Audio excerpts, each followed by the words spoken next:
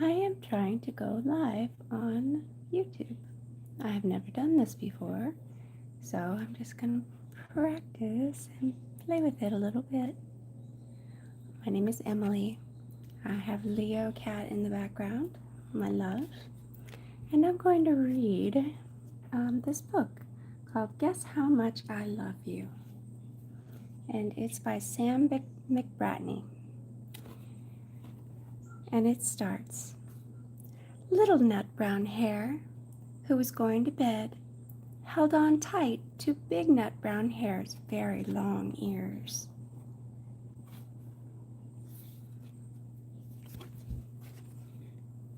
I'm going to show you the pictures here. I'm just practicing here. Bear with me. He wanted to be sure that big nut brown hare was listening. Guess how much I love you, he said. Oh, I don't think I could guess that, said big nut brown hare.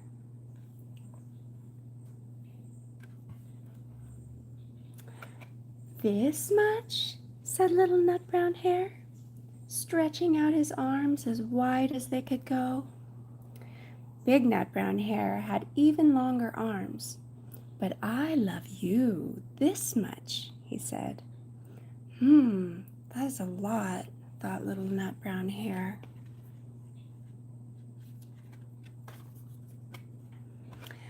I love you as high as I can reach, said little nut brown hare. I love you as high as I can reach, said big nut brown hare. That is very high, thought little nut brown hare. I wish I had arms like that.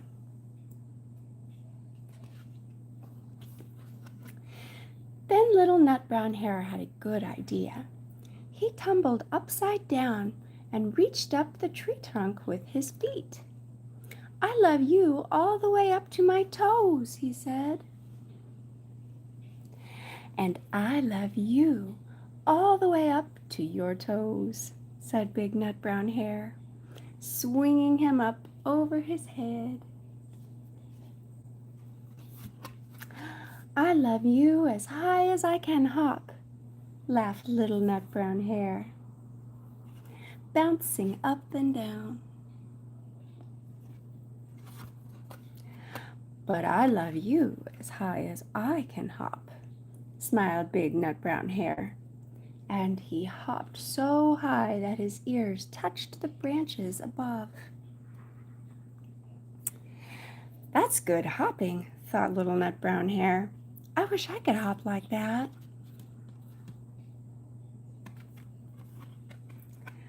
I love you all the way down the lane as far as the river, cried little nut brown hare. I love you across the river and over the hills, said big nut brown hare. That's very far, thought little nut brown hare. He was almost too sleepy to think any more. Then he looked beyond the thorn bushes, out into the big dark night. Nothing could be farther than the sky.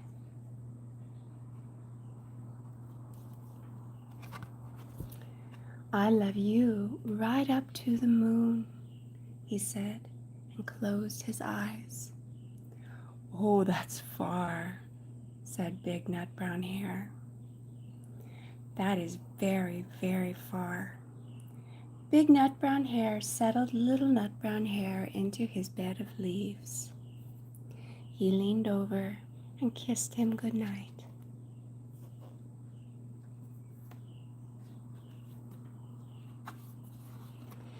Then he lay down close by and whispered with a smile, I love you right up to the moon and back.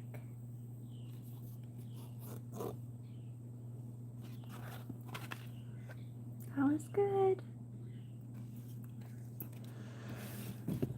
The next book I'm going to read is Daily Inspurations. Inspurrations. To help you always land on your feet. A cat is the picture of peace. Cats live a simple life in want of few things. They sit in silence for long periods of time, finding contentment in a simple ray of sunshine. They are accepting, forgiving, faithful, and they spread love and laughter wherever they go. Cats are tiny models of how to live a life of joy. They are the embodiment of and inspiration for the sentiments in this book.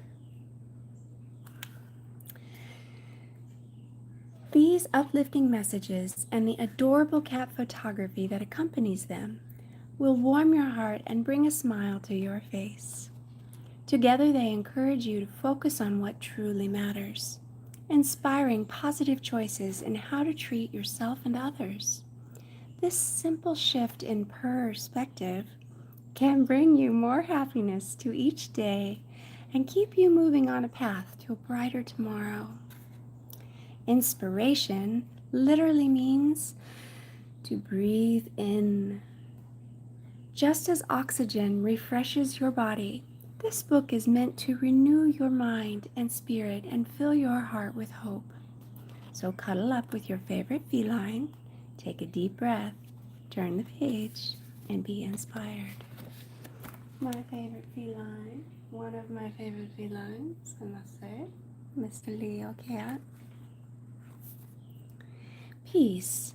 Be an instrument of peace, like an instrument carries and radiates music.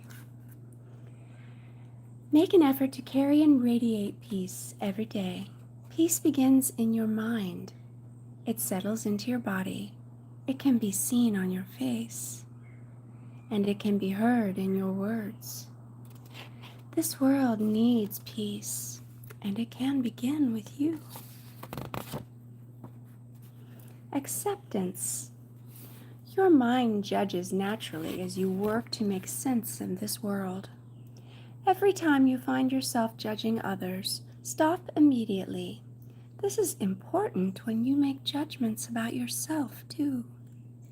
If you make acceptance a daily practice, people will feel more comfortable being themselves around you, and you will feel more comfortable being yourself around others. Generosity. Create a habit of giving your attention, time, efforts, and talents and resources to others. This is best done without expecting anything in return. Giving often feels better than receiving and can enrich your life in ways you might not have imagined. Warmth. Hearts should come with a label that reads, "Keep warm." Warm the hearts of others with a smile. Give a heartfelt handshake, a hug, or a note of encouragement. Use a soft, kind voice with positive, encouraging words. Warming the hearts of others has a rewarding side effect. Your heart will warm up as well.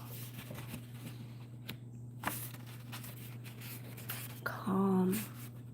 When faced with difficulties, you have a choice. You can choose to explode, or you can respect those around you and proceed calmly. Choosing calmness reduces the stress of all involved, results in better decisions, and promotes longevity. Learn from the situation and move on.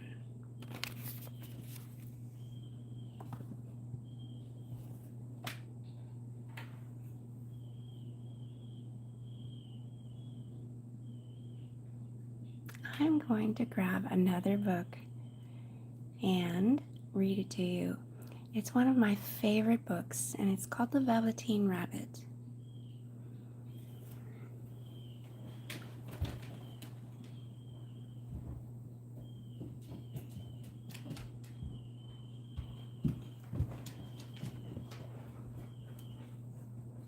Okay, this is one of my favorite books. It's so beautiful.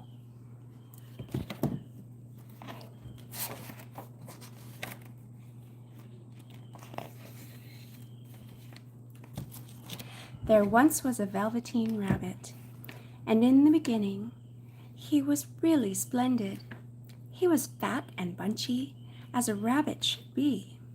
His coat was spotted brown and white. He had real thread whiskers, and his ears were lined with pink satin. On Christmas morning, when he sat wedged in the top of the boy's stocking, with a sprig of holly between his paws, the effect was charming. There were other things in the stocking, nuts and oranges and a toy engine, and chocolate almonds and a clockwork mouse. But the rabbit was quite the best of all. For at least 2 hours the boy loved him. And then aunts and uncles came to dinner, and there was a great rustling of tissue paper and unwrapping of parcels. And in the excitement of looking at all the new presents, the Velveteen Rabbit was forgotten. Aw, I see very sweet comments. Thank you.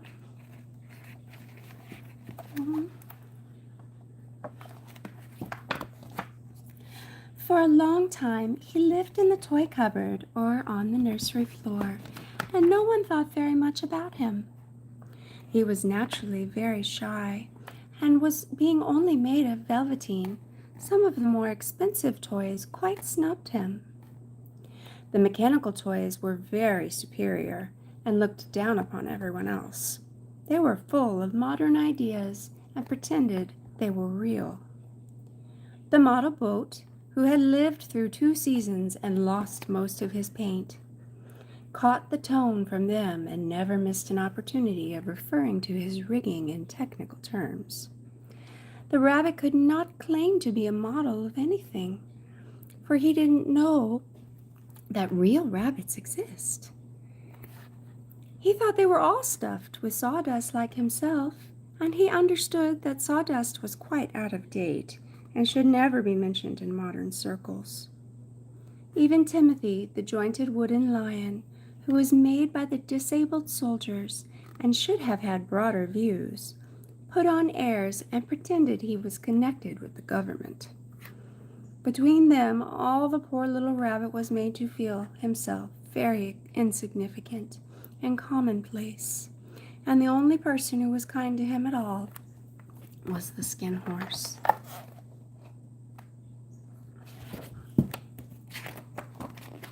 The Skin Horse had lived longer in the nursery than any of the others. He was so old that his brown coat was bald in patches and showed the seams underneath, and most of the hairs in his tail had been pulled out to string bead necklaces.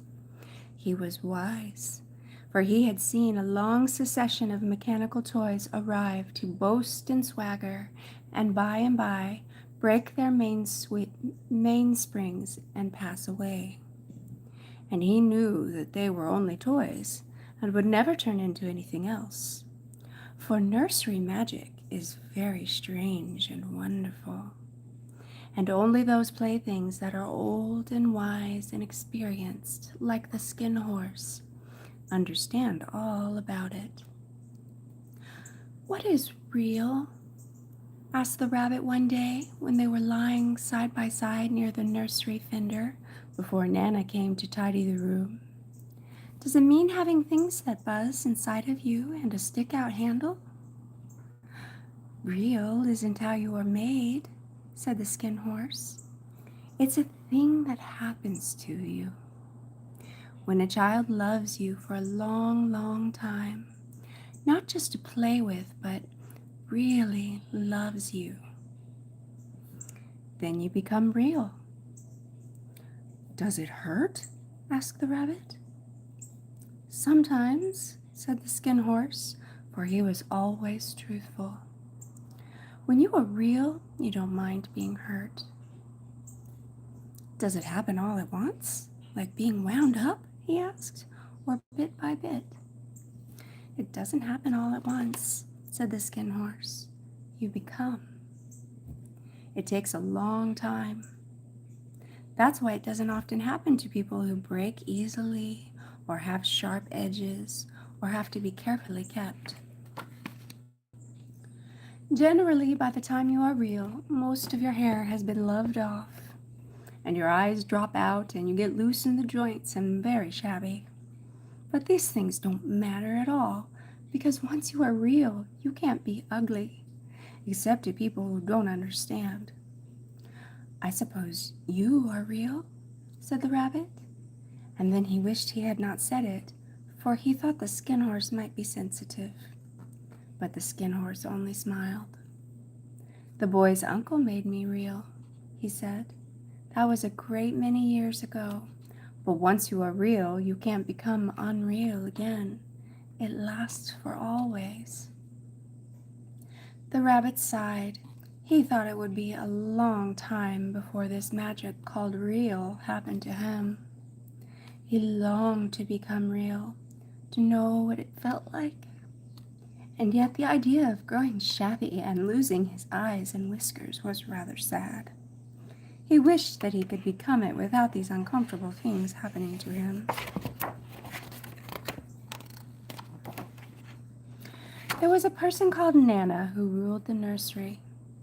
Sometimes she took no notice of the playthings lying about, and sometimes, for no reason whatever, she went swooping about like a great wind and hustled them away in cupboards. She called this tidying up, and the playthings all hated it, especially the tin ones.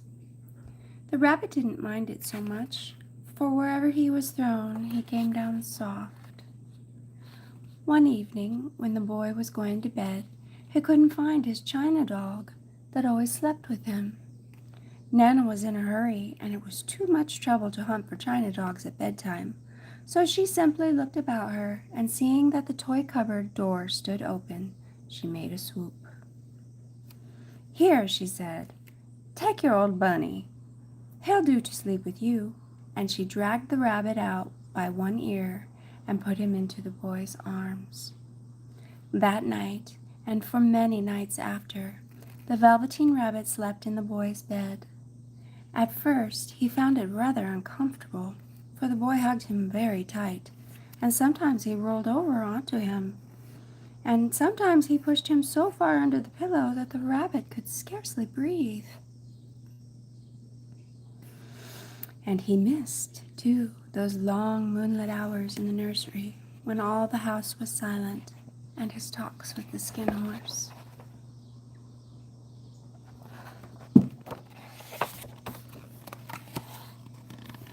But very soon he grew to like it, for the boy used to talk to him and made nice tunnels for him under the bedclothes that he said were like the burrows the real rabbits lived in. And they had splendid games together in whispers when Nana had gone away to her supper and left the nightlight burning on the mantelpiece. But when the boy dropped off to sleep, the rabbit would snuggle down close under his little warm chin and dream, with the boy's hands clasped around him all night long. And so time went on, and the little rabbit was very happy. So happy that he never noticed how his beautiful velveteen fur was getting shabbier and shabbier, and his tail coming unsewn, and all the pink rubbed off his nose where the boy had kissed him.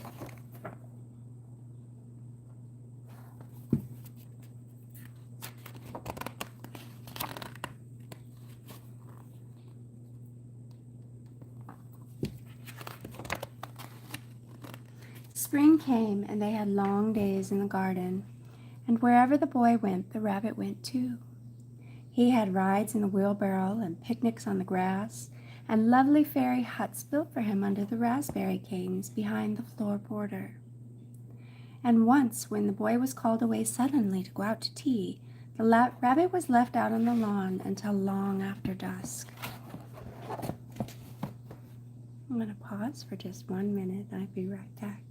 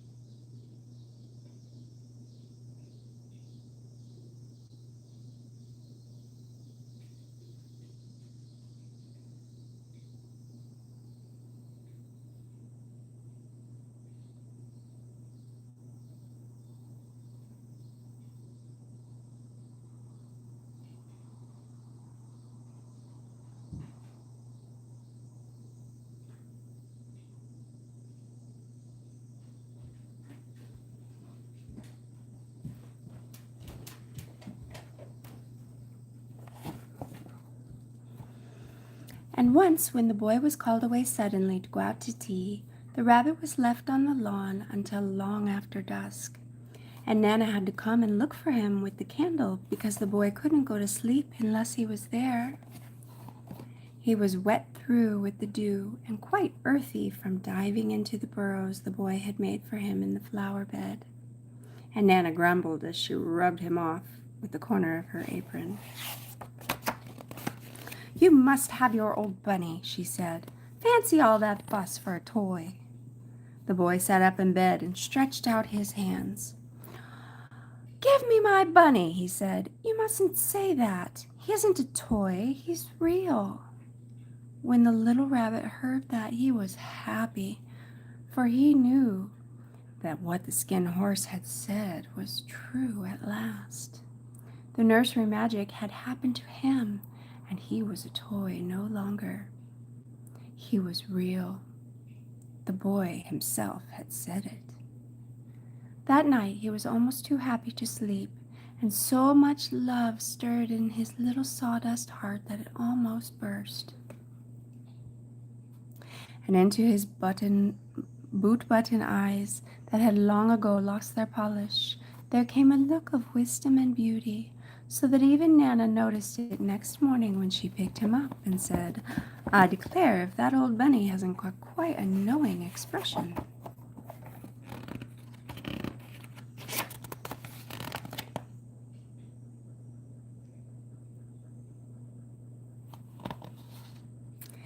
That was a wonderful summer. Near the house where they lived there was a wood, and in the long June evenings the boy liked to go there after tea to play. He took the Velveteen Rabbit with him, and before he wandered off to pick flowers or play at brigands among the trees, he always made the rabbit a little nest somewhere among the bracken, where he would be quite cozy, for he was a kind-hearted little boy, and he liked Bunny to be comfortable. One evening, while the rabbit was laying there alone, watching the ants that ran to and fro between his velvet paws in the grass, he saw two strange beings creep up out of the tall bracken near him. They were rabbits, just like himself, but quite furry and brand new. They must have been very well made, for their seams didn't show at all.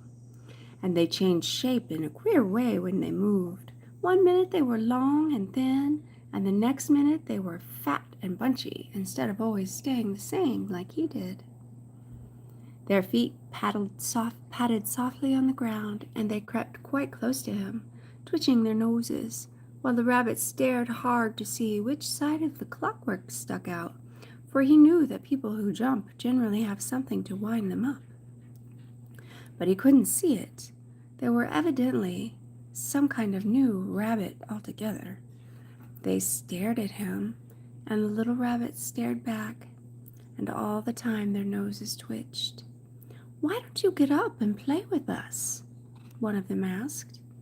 "I don't feel like it," said the rabbit, for he didn't want to explain that he had no clockwork. "Oh," said the furry rabbit, "it's as easy as anything," and he gave a big hop sideways and stood on his hind legs. "I don't believe you can," he said. "I can," said the little rabbit.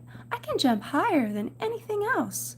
He meant when the boy threw him, but of course he didn't say that. "Can you hop on your hind legs?" asked the furry rabbit. That was a dreadful question, for the Velveteen Rabbit had no hind legs at all. The back of him was made all in one piece, like a pincushion. He sat in the bracken and hoped that the other rabbits wouldn't notice. "I don't want to," he said again. But the wild rabbits have very sharp eyes, and this one stretched out his neck and looked. "He hasn't got any hind legs," he called out. "Fancy a rabbit without any hind legs!" And he began to laugh. "I have," cried the little rabbit. "I have got hind legs. I'm sitting on them." "Then stretch out and show me like this," said the wild rabbit, and he began to twirl around and dance till the little rabbit got quite dizzy. "I don't like dancing," he said. "I'd rather sit still." But all the while he was longing to dance, for a funny new tickling feeling ran through him, and he felt he would give anything in the world to be able to jump about like these rabbits did. The strange rabbit stopped dancing and came quite close. He came so close this time that his long whiskers brushed the Velveteen Rabbit's ear, and he wrinkled his nose suddenly and flattened his ears and jumped back.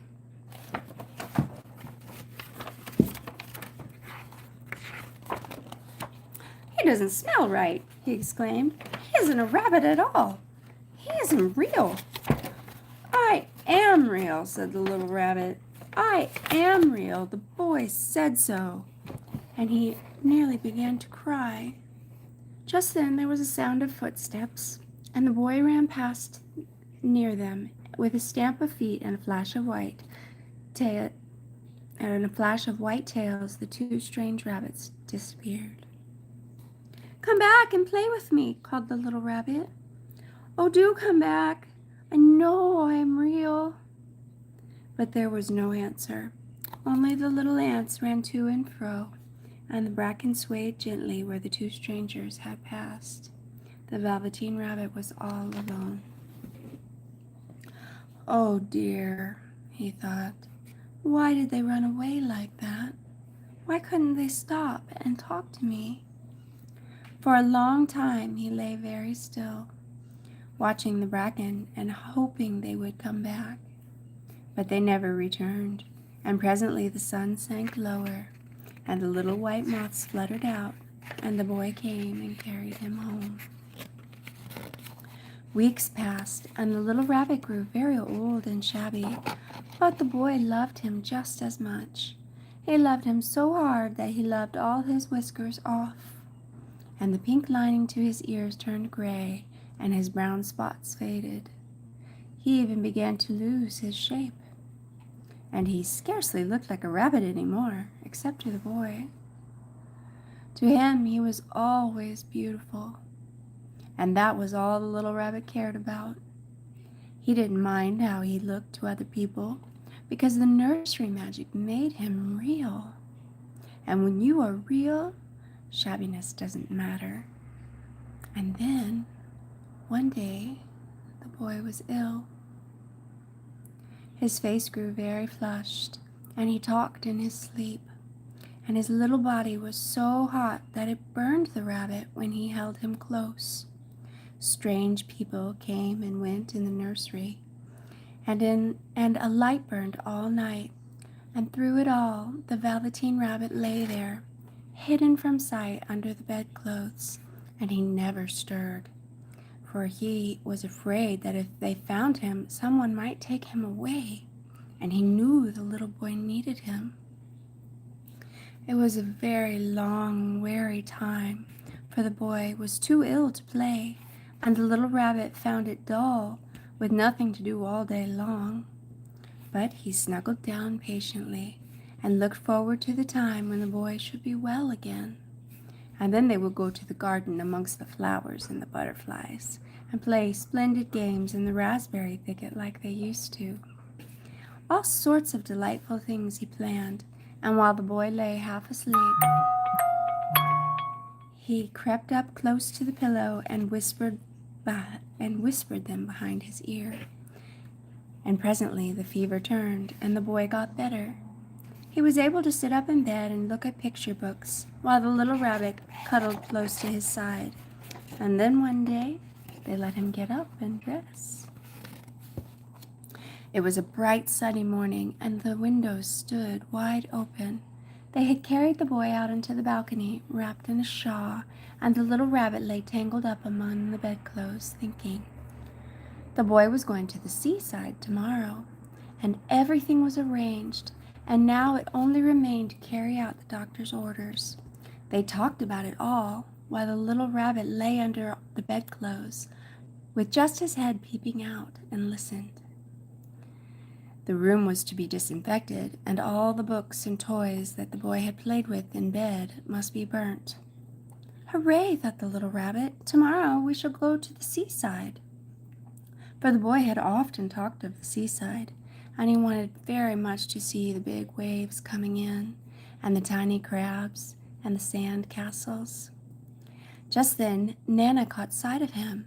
"How about this old bunny?" she asked. "That?" said the doctor. "Why, that's a mass of scarlet fever germs. Burn it at once."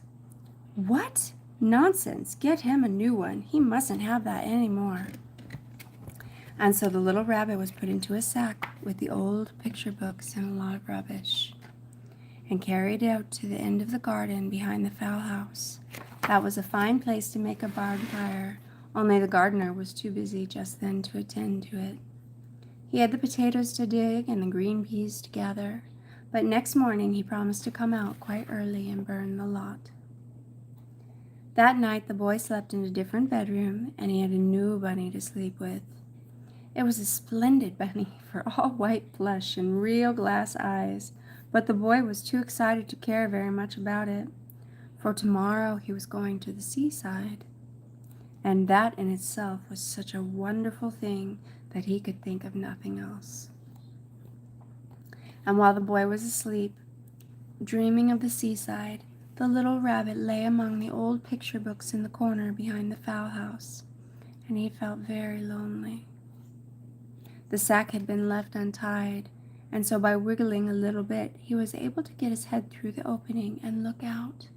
He was shivering a little, for he had always been used to sleeping in a proper bed, and by this time his coat had worn so thin and threadbare from hugging that it was no longer any protection to him. Nearby he could see the thicket of raspberry canes, growing tall and close like a tropical jungle, in whose shadow he had played with the boy on bygone mornings. He thought of those long sunlit hours in the garden, how happy they were, and he had great sadness come over him. He seemed to see them all pass before him, each more beautiful than the other. The fairy huts in the flower bed, the quiet evenings in the wood when he lay in the bracken and the little ants ran over his paws, the wonderful day when he first knew he was real. He thought of the skin horse, so wise and gentle in all that he had told him. Of what use was it to be loved and lose one's beauty and become real if it all ended like this? And a tear, a real tear, trickled down his little shabby velvet nose and fell to the ground. And then a strange thing happened, for where the tear had fallen, a flower grew out of the ground, a mysterious flower, not at all like any flower that grew in the garden. It had slender green leaves, the color of emeralds, and in the center of the leaves a blossom like a golden cup. It was so beautiful that the little rabbit forgot to cry and just lay there watching it, and presently the blossom opened, and out of it there stepped a fairy. She was quite the loveliest fairy in the whole world. Her dress of pearl and dewdrops, and there were flowers around her neck and in her hair, and her face was like the most perfect flower of all. And she came close to the little rabbit and gathered him up in her arms and kissed him on his little velveteen nose that was all damp from crying. "Little rabbit," she said, "don't you know who I am?" The little rabbit looked up at her, and it seemed to him that he had seen her face before, but he couldn't think of where. "I am the nursery magic fairy," she said. "I take care of all the playthings that the children have loved. When they are old and worn out and the children don't need them anymore, then I come and take them away with me and turn them into real." "Wasn't I real before?" asked the little rabbit. "You were real to the boy," the fairy said, "because he loved you. Now you shall be real to everyone." And she held the little rabbit close in her arms and flew into the wood. It was light now, for the moon had risen, and all of the forest was beautiful, and the fronds in the bracket shone like frosted silver.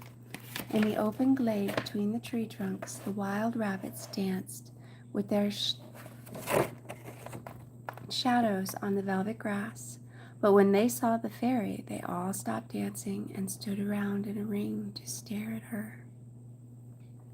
"I've brought you a new playfellow," the fairy said.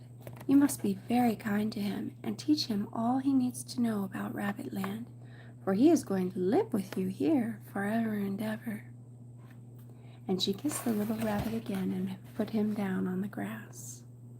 "Run and play, little rabbit," she said. But the little rabbit sat quite still for a moment and never moved. For when he saw all the wild rabbits dancing around him, he suddenly remembered about his hind legs, and he didn't want them to see that he was made in all in one piece. He did not know that when the fairy kissed him that last time, she had changed him altogether.